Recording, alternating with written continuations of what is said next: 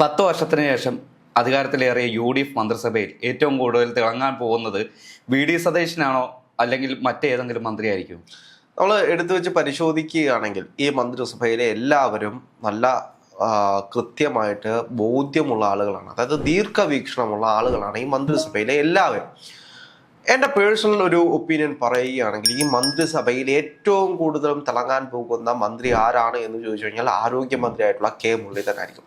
അതിന് ഒരുപാട് കാരണങ്ങളുണ്ട്. കഴിഞ്ഞ 10 വർഷക്കാലം പിണറായി വിജയന്റെ 10 വർഷക്കാലങ്ങൾ എടുത്തു നോക്കിക്കഴിഞ്ഞാൽ അതിൻ്റെ ആദ്യത്തെ 5 വർഷം ഒരുപാട് പ്രശ്നങ്ങൾ നീണ്ടുന്ന ഒരു വർഷമായിരുന്നു. അപ്പോഴാണ് കോവിഡ് അത്തരത്തിലുള്ള വിഷയങ്ങൾ ഉണ്ടാകുന്നത്. 2018 പ്രളയം. അതെ, പ്രളയം, അത്തരത്തിലുള്ള ഒരുപാട് വിഷയങ്ങളുണ്ടായി. ആ സമയത്ത് ഏറ്റവും കൂടുതൽ തിളങ്ങിയത്, അതായത് മുഖ്യമന്ത്രി പിണറായി വിജയനേക്കാൾ, അന്നത്തെ മുഖ്യമന്ത്രി പിണറായി വിജയനേക്കാൾ ഏറ്റവും കൂടുതലും തിളങ്ങിയത് ശൈലജ ടീച്ചറായിരുന്നു. നമുക്കെല്ലാം അറിയാം. അതിപ്പോഴും അദ്ദേഹത്തിന്റെ ആ ഒരു ആരോഗ്യമന്ത്രിയുടെ ഓറ ഇപ്പോഴും നിലനിൽക്കുന്നുണ്ട്. അല്ല, രണ്ടാം പിണറായി മന്ത്രിസഭയിലെ മുഖ്യമന്ത്രിയായിട്ട്, ഒരു വനിതാ മുഖ്യമന്ത്രിയായിട്ട് ജനങ്ങൾ വരെ കാണുന്ന രീതിയിലേക്ക്, അല്ലെങ്കിൽ പാർട്ടി തന്നെ വിലയിരുത്തുന്ന രീതിയിലേക്ക് അത് പോയി. പക്ഷെ നമ്മൾ കണ്ടതാണ്, പിണറായി വിജയൻ സർക്കാർ ആരെയും വളർത്താൻ അനുവദിച്ചിരുന്നില്ല. അത് ഏറ്റവും വലിയൊരു കാര്യമാണ്. തന്നേക്കാൾ മുകളിൽ ആരെങ്കിലും വളർന്നു കഴിഞ്ഞാൽ അവനെ വെട്ടുക എന്നതായിരുന്നു ഒരു സ്ട്രാറ്റജി. അങ്ങനെ ശൈലജ ടീച്ചറിനെ വെട്ടി മന്ത്രിസഭയിൽ പോലും ഇല്ലാതെ കേവലം ഒരു MLA ആയിട്ട് ഒതുങ്ങേണ്ട ഒരു അവസ്ഥ ഉണ്ടായിരുന്നു. പക്ഷേ VD സതീശൻ മന്ത്രിസഭ അങ്ങനെയല്ല. കോൺഗ്രസിനെ സംബന്ധിച്ച് നമുക്ക് എന്നും അറിയാം, എല്ലാവരും വിഭിന്നരാണ്. എല്ലാവരും തൻ്റെ കഴിവുകൾ ഏറ്റവും മികച്ചതാക്കാൻ വേണ്ടി മാത്രമേ നോക്കൂ. ആർക്കും വേണ്ടി വിട്ടുകൊടുക്കുകയോ അല്ലെങ്കിൽ പാർട്ടി പറഞ്ഞു കഴിഞ്ഞാൽ മാറി നിൽക്കുകയോ അങ്ങനെയുള്ള സംവിധാനത്തിനപ്പുറത്തേക്ക് തങ്ങൾക്ക് എന്താണ് ചെയ്യാൻ കഴിയുന്നത് ജനങ്ങൾക്ക് വേണ്ടിയിട്ട് ആ ബോധ്യത്തിൽ പോകുന്ന ആളുകളാണ്. VD സതീശനെ സംബന്ധിച്ചും അദ്ദേഹം എല്ലാവരെയും അക്സെപ്റ്റ് ചെയ്യുന്ന ഒരാളാണ്. താൻ മാത്രമാണ് എല്ലാം അങ്ങനെ പറയുന്ന ഒരാളല്ല. ഇപ്പോൾ രമേശ് ചെന്നിത്തലാണെങ്കിൽ പോലും KC വേണുഗോപാലാണെങ്കിലും ഇതെല്ലാം എൻ്റെ നേതാക്കന്മാരാണ് എന്ന് മാധ്യമങ്ങളുടെ മുന്നിൽ കൃത്യമായിട്ട് നിലപാട് പറയാൻ കഴിയുന്ന ഒരാളാണ്. പക്ഷേ ഈ മന്ത്രിസഭയിൽ ഏറ്റവും കൂടുതലും വിഷയമുണ്ടായിരുന്ന, കൈകാര്യം ചെയ്യാൻ പാടുണ്ടായിരുന്ന, നാണക്കേട് വരാൻ പോകുന്നൊരു സംവിധാനം ഏതാണ് എന്ന് ചോദിച്ചു കഴിഞ്ഞാൽ ആരോഗ്യ മേഖല തന്നെയായിരുന്നു. കാരണം കുത്തഴിഞ്ഞ പുസ്തകമായിട്ട് ഒരു 5 വർഷം അല്ലെങ്കിൽ 5 വർഷം കിടന്നിരുന്ന ആ ഒരു ആരോഗ്യ വകുപ്പ് അതാണ് മുരളീധരൻ ഏറ്റെടുത്തിരിക്കുന്നത്. വീണ ജോർജ് ആരോഗ്യമന്ത്രിയായിരുന്ന കാലയളവൊന്ന് പരിശോധിച്ചു നോക്കിയാൽ മതി. എന്തെല്ലാം വിഷയങ്ങളായിരുന്നു. വീണ ജോർജിന് കഴിവില്ലാത്തതുകൊണ്ടൊന്നുമല്ല, പാർട്ടി സമ്മതിക്കത്തില്ല. കാരണം ഇതിനു മുമ്പിട്ടിരുന്ന ആരോഗ്യമന്ത്രിയായിരുന്ന ശൈലജ ടീച്ചറിനെ ശൈലജ ടീച്ചർ കൃത്യമായിട്ട് പ്രവർത്തിച്ചു വന്നതുകൊണ്ട് അവരെ വലിയ രീതിയിലേക്ക് ആളുകൾ ഫോക്കസ് ചെയ്തത് കണ്ടു. അപ്പോൾ മുഖ്യമന്ത്രിയുടെ ഇമേജ് പോകും. അതുകൊണ്ട് എന്ത് ചെയ്തു, രണ്ടാം വന്ന വീണ ജോർജിനും അത്തരത്തിലൊരു പ്രിവിലേജ് കിട്ടണ്ട എന്ന് കരുതി അങ്ങനെ എല്ലാ കാര്യത്തിലും ഇടപെടാനൊന്നും സമ്മതിച്ചിരുന്ന, ഒതുക്കിയതാണ്. എല്ലാവരും ഒരു ചട്ടക്കൂടിനുള്ളിൽ ഒതുക്കി തീർത്തു എന്നുള്ളതായിരിക്കും. അതെ, ഇപ്പോൾ ഈ 5 കൊല്ലക്കാലം കൊണ്ട് ആരോഗ്യ മേഖലയിൽ ഉണ്ടായ തകർച്ച എന്ന് പറയുന്നത് വലിയതാണ്. വലിയ വെല്ലുവിളികൾ നിറഞ്ഞതാണ് ഇപ്പോൾ നമ്മൾ കണ്ടുകൊണ്ടിരിക്കുന്ന ആരോഗ്യ മേഖല എന്നുള്ളത്. പക്ഷേ ആരോഗ്യമന്ത്രിയായിട്ട് മുരളീധരൻ വന്ന് 10-12 ദിവസമാകുമ്പോൾ തന്നെ നമുക്ക് കാണാൻ കഴിയുന്നത് വലിയ രീതിയിലുള്ള മാറ്റങ്ങളാണ്. അതായത് നമുക്ക് പ്രഥമ ദൃഷ്ടിയാൽ കാണാൻ കഴിയുന്ന വലിയ മാറ്റങ്ങളാണ് നമുക്ക് കാണാൻ കഴിയുന്നത്. ആ മാറ്റങ്ങളെ സംബന്ധിച്ച് പറയുകയാണെങ്കിൽ തിരുവനന്തപുരം മെഡിക്കൽ കോളേജ് മുഴുവനായിട്ടും മാറുന്നൊരു സാഹചര്യമുണ്ട്. ആദ്യം തന്നെ മുരളീധരൻ ചെയ്തത് തനിക്ക് വേണ്ടിയിട്ട് സുനിൽകുമാർ എന്ന് പറയുന്ന ഒരു പേഴ്സണൽ സെക്രട്ടറി, ഒരു ഡോക്ടറാണ്, തിരുവനന്തപുരം മെഡിക്കൽ കോളേജിന്റെ അധികാരിയായിരുന്നു. അപ്പോൾ മെഡിക്കൽ കോളേജുമായിട്ട് 10-16 വർഷത്തെ ബന്ധമുണ്ട്. അവിടുത്തെ പ്രശ്നങ്ങൾ എന്താണ് എന്ന് കൃത്യമായിട്ട് അറിയാവുന്ന ഒരാളാണ്. അങ്ങനെ ഒരാളെ പേഴ്സണൽ സെക്രട്ടറി ആയിട്ട് വെക്കുമ്പോൾ മുരളീധരൻ അറിയാം, ഇത് എന്നേക്കാൾ നന്നായിട്ട് ഇവന് കൈകാര്യം ചെയ്യാൻ കഴിയും.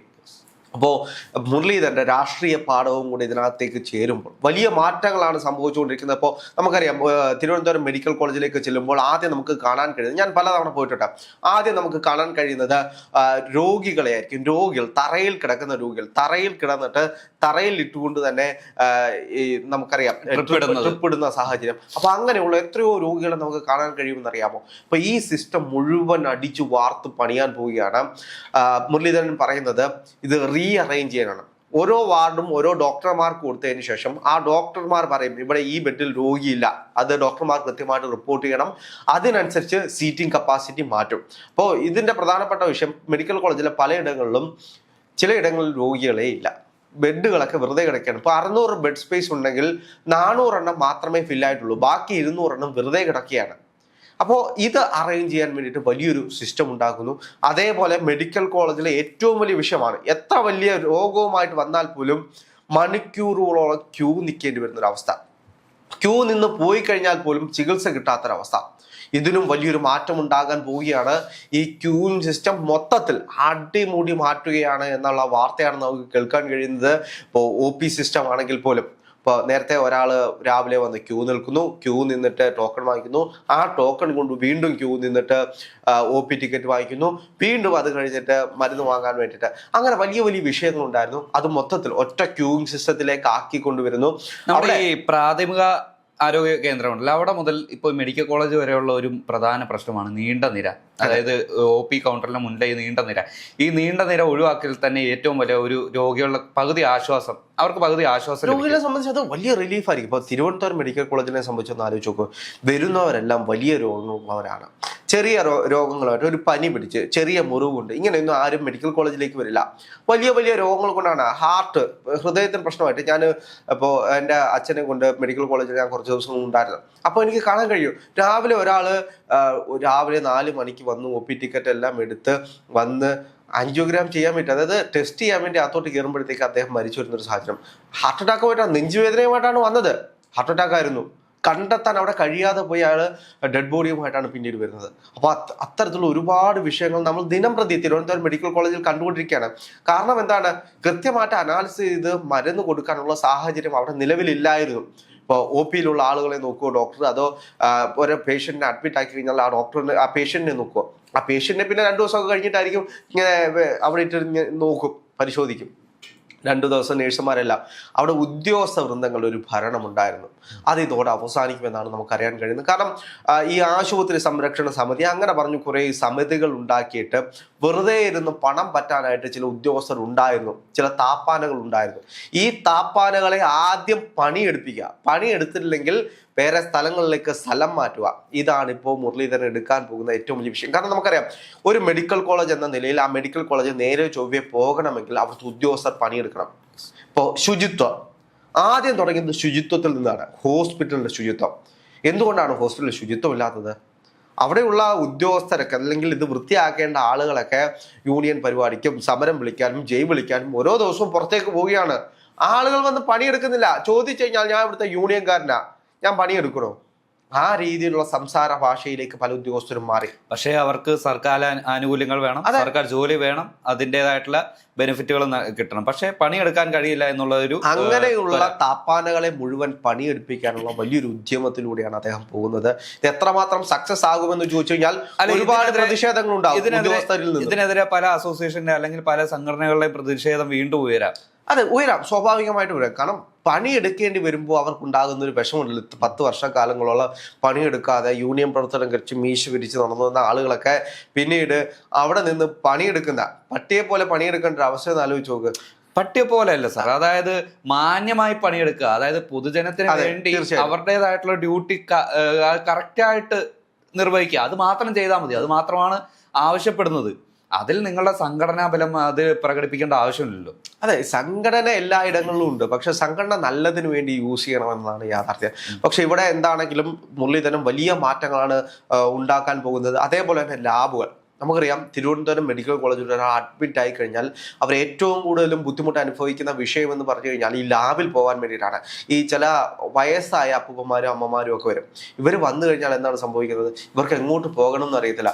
ഒരു ലാബ് ഇവിടെ ആണെങ്കിൽ ഒരു ലാബ് അങ്ങേ അറ്റത്തായിരിക്കും, ഒരു ലാബ് 2 കിലോമീറ്റർ അപ്പുറമായിരിക്കും. അപ്പോൾ ഇങ്ങനെ ചുറ്റിത്തിരിഞ്ഞ് കറങ്ങി നടക്കേണ്ട അവസ്ഥയുണ്ട്. ഇതിന്റെ ഇടയ്ക്ക് ലാഭം കൊയ്യാനായിട്ട് സ്വകാര്യ ലാബുകൾ. അപ്പോൾ ഇതിനകത്ത് ആശുപത്രി ചെയ്യുന്ന ഏറ്റവും വലിയ കാര്യം എന്ന് പറയാൻ പോകുന്നത് തിരുവനന്തപുരം മെഡിക്കൽ കോളേജിൽ ഇനി ലാബിലുള്ള ആളുകൾ വന്ന് കളക്ട് ചെയ്യണം. അതായത് ഡോക്ടർ പ്രിസ്ക്രൈബ് ചെയ്യുകയാണ് ഇയാൾക്ക് ഇന്ന ടെസ്റ്റ് വേണം. അപ്പോൾ ലാബിൽ നിന്നും ആളുകൾ വന്ന് രക്തം പരിശോധിച്ചു കൊണ്ടുവന്ന് റിപ്പോർട്ട് കൊടുക്കുന്ന ഒരു സാഹചര്യത്തിലേക്ക് രോഗികൾ പോകേണ്ട ഒരു ആവശ്യമില്ല, അല്ലെങ്കിൽ രോഗികൾ കൂടെ നിൽക്കുന്ന ആളുകൾ പോകേണ്ട ആവശ്യമില്ല. അത് വലിയൊരു റിലീഫായിരിക്കും. വലിയ റിലീഫ് എന്ന് വെച്ച് കഴിഞ്ഞാൽ സാധാരണപ്പെട്ട മനുഷ്യർ, അതായത് ചെറിയ വയസ്സായ അമ്മമാര്, വയസ്സായ അച്ഛന്മാര്, ഇവർക്ക് വലിയൊരു ആശ്വാസമായിരിക്കും. കാരണം മക്കളൊന്നും ഇവിടെ കാണില്ല, ചിലപ്പോൾ വിദേശ രാജ്യത്തായിരിക്കും അല്ലെങ്കിൽ വേറെ എവിടെയെങ്കിലും ജോലിക്കായിരിക്കും. പെട്ടെന്ന് എന്തെങ്കിലും അസുഖം വരുമ്പോൾ, പെട്ടെന്നൊരു വിഷയം വരുമ്പോൾ കൊണ്ടുവന്ന് അഡ്മിറ്റ് ആക്കി കഴിഞ്ഞാൽ അവർക്ക് എവിടേക്ക് പോകണം, എന്ത് ചെയ്യണം എന്നറിയില്ല. അപ്പം അങ്ങനെയുള്ള ആളുകൾക്ക് വലിയ ആശ്വാസമായിരിക്കും. ഇതെല്ലാം നമ്മൾ മൈന്യൂട്ട് ലെവലിൽ നോക്കുമ്പോൾ ചെറിയ ചെറിയ മാറ്റങ്ങളാണ്. പക്ഷെ പൊതുജനങ്ങളെ സംബന്ധിച്ച് ഇത് വലിയൊരു മാറ്റമായിരിക്കും. കാരണം ആശുപത്രി ഒന്ന് ശുചീകരിച്ചു കഴിഞ്ഞാൽ തന്നെ വലിയൊരു മാറ്റം ഉണ്ടാകും. ആ ക്യൂയിങ് സിസ്റ്റം പൊളിച്ച് മണിക്കൂറുകളോളം മരുന്ന് വാങ്ങാനും ഡോക്ടറെ കാണാനും ടോക്കൺ വാങ്ങിക്കാനും OP ടിക്കറ്റ് വാങ്ങിക്കാനും ഇങ്ങനെ ക്യൂ നിന്ന് അന്നത്തെ ദിവസം മുഴുവൻ ഒറ്റ ക്യൂവിൽ അങ്ങനെ നിന്ന് തന്നെ ക്ഷീണിച്ചു പോകുന്ന മനുഷ്യരുണ്ട്, കുഴഞ്ഞു വീഴുന്ന മനുഷ്യരുണ്ട്. അവർക്ക് വലിയൊരു റിലീഫായിരിക്കും ഇതെല്ലാം സംഭവിക്കുന്നത്. ഇപ്പോൾ മുരളീധരൻ എത്രത്തോളം മാറ്റം കൊണ്ടുവരാൻ കഴിയുമെന്ന് ഈ 10-15 ദിവസം കൊണ്ട് നമുക്ക് കാണാൻ കഴിഞ്ഞെങ്കിൽ ഇനി വരാൻ പോകുന്ന നാളുകൾ ഇപ്പോൾ മുരളീധരനെ സംബന്ധിച്ച് ഇപ്പോൾ മുഖ്യമന്ത്രിയേക്കാൾ ജനങ്ങളാണ് മുരളീധരന്റെ അടുത്തേക്ക് വരുന്നത്. നമ്മൾ നോക്കി കഴിഞ്ഞാൽ അദ്ദേഹത്തിന്റെ ഓഫീസ് എല്ലാ ദിവസവും നിറയെ ജനങ്ങളാൽ നിറഞ്ഞു കിടക്കുന്ന ഒരു സാഹചര്യമുണ്ട്. അത് തന്നെ അവിടെ പണി നടക്കുന്നുണ്ട് എന്നതിന്റെ ഏറ്റവും വലിയ ഉദാഹരണമാണ്. എന്താണെങ്കിലും ജനങ്ങളെല്ലാം ഏറ്റെടുത്തു. ആരോഗ്യ മേഖലയിൽ വമ്പൻ മാറ്റങ്ങളാണ് വരാൻ പോകുന്നത്. തിരുവനന്തപുരം മെഡിക്കൽ കോളേജിൽ ഇത് ഇംപ്ലിമെന്റ് ചെയ്യുമ്പോൾ അത് ശരിയായ ദിശയിലാണ് പോകുന്നതെങ്കിൽ കേരളത്തിലെ മുഴുവൻ ആശുപത്രികളും ഇത് ഇംപ്ലിമെന്റ് ചെയ്യാനാണ് പറയുന്നത്. അതേപോലെ തന്നെ മറ്റൊരു മെഡിക്കൽ കോളേജ് തിരുവനന്തപുരത്ത് മറ്റൊരു മെഡിക്കൽ കോളേജ് ഉണ്ടാകാൻ പോകും. ഹരിപ്പാട് ഒരു മെഡിക്കൽ കോളേജ് ഉണ്ടാകാൻ പോകുന്നു. അപ്പൊ അങ്ങനെയുള്ള വലിയ വലിയ മാറ്റങ്ങൾ. അതേപോലെ തന്നെ കഴിഞ്ഞ ദിവസത്തെ ഒരു റിപ്പോർട്ട് ഉണ്ടായിരുന്നു, ആംബുലൻസുകളിൽ ജോലി ചെയ്യുന്ന ആളുകൾ അല്ലെങ്കിൽ അവിടെ പ്രോപ്പറായിട്ട് നേഴ്സിംഗ് പ്രാക്ടീസ് ചെയ്ത ആളുകളെ തന്നെ നേഴ്സായിട്ട് ജോലിക്ക് വെക്കണം എന്നുള്ള ചില നിർദ്ദേശങ്ങളുണ്ട്. അപ്പം ഈ ഇടതുപക്ഷ സംഘടന അല്ലെങ്കിൽ ഇത്തരത്തിലുള്ള സംഘടനയുള്ള ആളുകൾക്ക് അവരെ തിരികെ കയറ്റാനുള്ള ഒരുപാട് സാഹചര്യങ്ങൾ ഉണ്ടായിരുന്നു. ഇതെല്ലാം പൊളിച്ചു മാറ്റിക്കൊണ്ടിരിക്കുകയാണ്. പണിയെടുക്കുന്നവൻ പണിയെടുത്താൽ മതി, അല്ലെങ്കിൽ പണിയെടുക്കുന്നവൻ നിന്നാൽ മതി, ബാക്കിയുള്ളവർക്കൊക്കെ പണി തരാൻ ഞങ്ങൾക്കറിയാം എന്നുള്ള നിലപാടിലാണ് മുരളീധരൻ പോകുന്നത്. ഇത് എത്രത്തോളം സക്സസ് ആകുമെന്ന് ചോദിച്ചു കഴിഞ്ഞാൽ വലിയൊരു മാറ്റമായിരിക്കും ആരോഗ്യ മേഖലയിൽ സംഭവിക്കാൻ പോകുന്നത്.